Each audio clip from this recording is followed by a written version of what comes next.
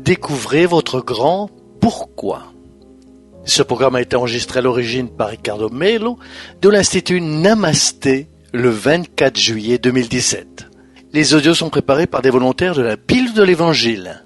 Notre équipe de collaborateurs a toujours besoin d'aide. Soyez vous aussi volontaires dans notre cause. Rejoignez notre page sur Facebook, Pilule de l'Évangile. Bonjour mes chers amis, bonjour. Nous commençons une nouvelle Pilule de l'Évangile aujourd'hui. Dieu merci. Quoi de neuf? Comment ça va? Comment va votre esprit, votre cœur, votre humeur? Êtes-vous aligné avec Dieu? Vous sentez-vous aligné avec votre potentiel divin ou pas? C'est une question très importante.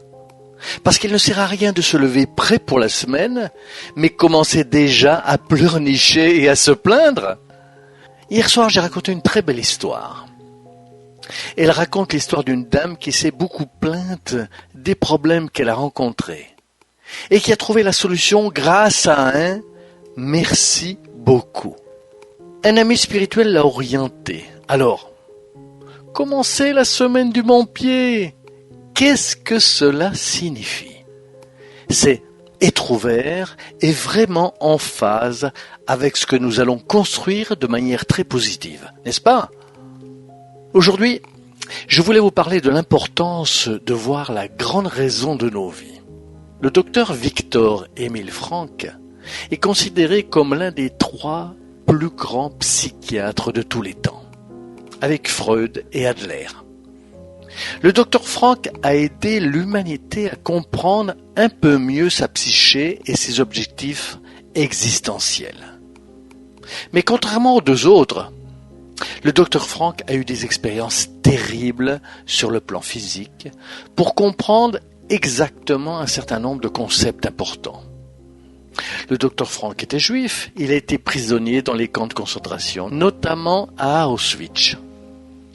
Malheureusement, il a eu le chagrin de voir ses parents et sa femme assassinés à l'époque nazie. Avec toutes les conditions défavorables, absolument défavorables, cet homme a survécu. Il a contracté la fièvre typhoïde dans le camp de concentration.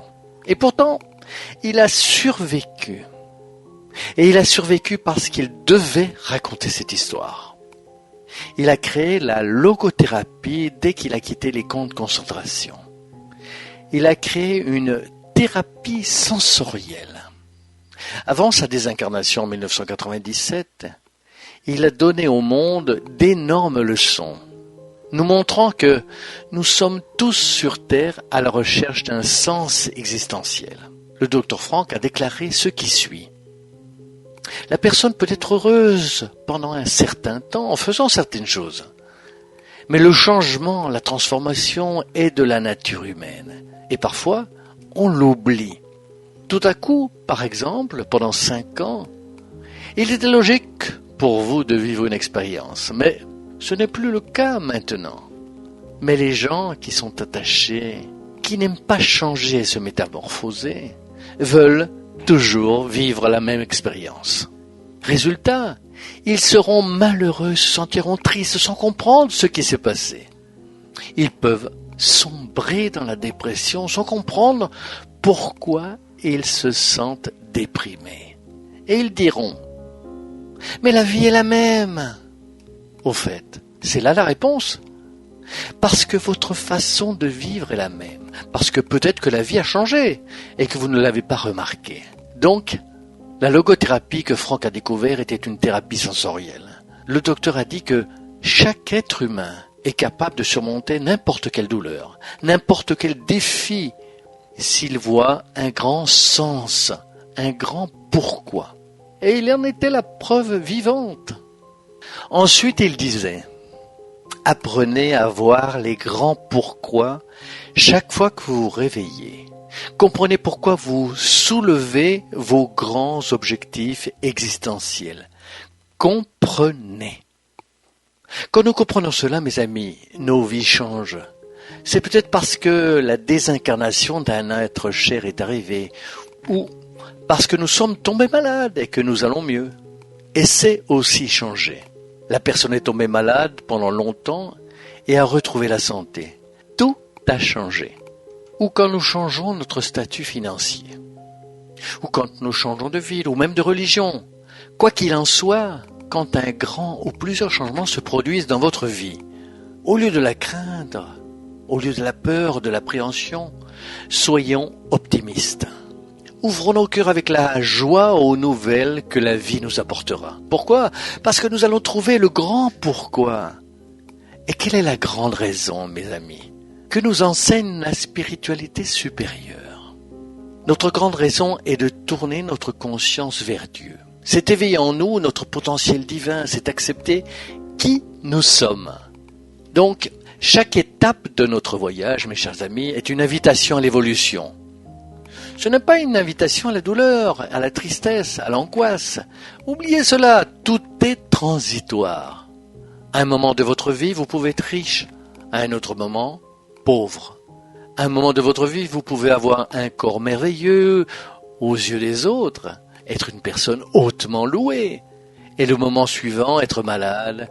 Et un moment plus tard, avoir à nouveau un corps magnifique et merveilleux. Vous comprenez ? Ces questions matérielles ne sont pas des paramètres permettant de déterminer réellement qui nous sommes aux yeux de Dieu. Mais tout ce que nous faisons pour grandir spirituellement en tant qu'être humain, en tant qu'être existentiel, aimant davantage, en nous libérant de nos mauvais sentiments, en étant plus optimistes et plus heureux, en créant de bonnes énergies, tout est une réflexion sur notre grand pourquoi. Alors, la pilule d'aujourd'hui nous invite à vous poser la question suivante. Quelle est la principale raison de votre existence? Pardonnez-moi cette expression plus dure. C'est idiot quand la personne dit « Je n'ai plus de raison de vivre, je n'ai plus rien pour lequel vivre, Dieu m'a abandonné. » Arrêtez.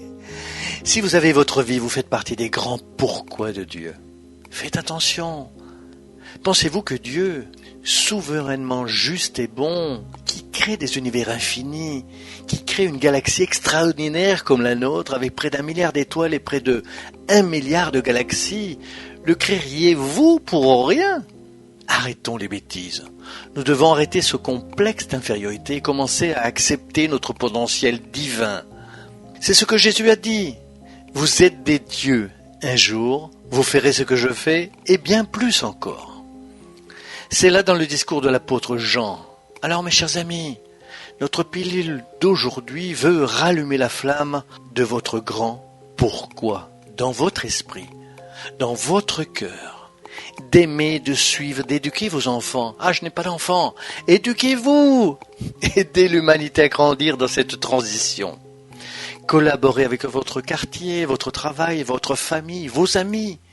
Soyez un bon être humain pour que, quand vous vient le temps de rentrer à la maison, que vous puissiez le faire avec une conscience en paix, avec une conscience du devoir accompli, de ceux qui sont venus et ont apprécié chaque phase de votre vie, chaque expérience, indépendamment si elles ont été très agréables ou non, de grandir spirituellement.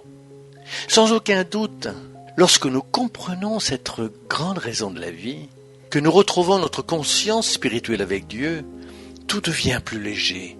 Tout devient plus léger. Jésus a dit, si nous en tirons des leçons, le fardeau devient beaucoup plus léger, le joug devient beaucoup plus souple. Nous devons donc apprendre de lui qui est doux et humble de cœur.